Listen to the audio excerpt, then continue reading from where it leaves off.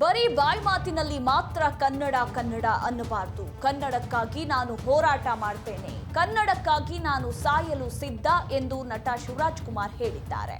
ಇನ್ನು ಕನ್ನಡ ತಮಿಳಿನಿಂದ ಹುಟ್ಟಿದ್ದು ಎಂಬ ನಟ ಕಮಲ್ ಹಾಸನ್ ವಿವಾದಾತ್ಮಕ ಹೇಳಿಕೆ ಕುರಿತು ಶಿವಣ್ಣ ತಮ್ಮ ಮೊದಲ ಪ್ರತಿಕ್ರಿಯೆ ನೀಡಿದ್ದಾರೆ. ಕನ್ನಡಿಗರ ಮೆಚ್ಚಿನ ಜೀ ಕನ್ನಡ ನ್ಯೂಸ್ ವಾಹಿನಿಯ ರಾಜ್ಯದ ವಿವಿಧ ಕ್ಷೇತ್ರಗಳ ಗಣ್ಯರನ್ನ ಗುರುತಿಸಿ ಸನ್ಮಾನಿಸಲು ಆಯೋಜಿಸಿದ್ದ ರಿಯಲ್ ಸ್ಟಾರ್ಸ್ ಅವಾರ್ಡ್ಸ್ 2025ರ ಕಾರ್ಯಕ್ರಮದಲ್ಲಿ ಮುಖ್ಯ ಅತಿಥಿಗಳಾಗಿ ಭಾಗವಹಿಸಿದ್ದ ನಟ ಶಿವರಾಜ್ ಕುಮಾರ್ ಕಮಲ್ ಹಾಸನ್ ಅವರ ಹೇಳಿಕೆಯ ಬಗ್ಗೆ ಸ್ಪಷ್ಟನೆ ನೀಡಿದ್ರು. ಕನ್ನಡ ಅಂತೀರಾ, ಸ್ಟಾರ್ ನಟರಿಗೆ ಮಾತ್ರ ಬೆಂಬಲಿಸೋದು, ಹೊಸಬರನ್ನೂ ಕೂಡ ಬೆಳೆಸಬೇಕು.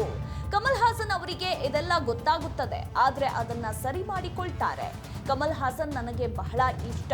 ನಾನು ಕಮಲ್ ಅವರನ್ನ ನನಗೆ ಸ್ಫೂರ್ತಿ ಎಂದು ಭಾವಿಸಿದ್ದೇನೆ. ನಮ್ಮನ್ನ ಅವರ ಕಾರ್ಯಕ್ರಮಕ್ಕೆ ಕರೆದಿದ್ರು, ಹೀಗಾಗಿ ಹೋದ್ವಿ ಬಂದ್ವಿ ಅಷ್ಟೇ ಎಂದ್ರು.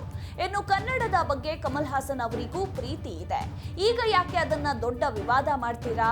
ನಾನು ಸಹ ಕನ್ನಡ ಭಾಷೆಗಾಗಿ ಹೋರಾಟ ಮಾಡುತ್ತೇನೆ, ಕನ್ನಡಕ್ಕಾಗಿ ನಾನು ಸಾಯಲು ಕೂಡ ಸಿದ್ಧ ಅಂತ ಶಿವಣ್ಣ ಹೇಳಿದ್ದಾರೆ.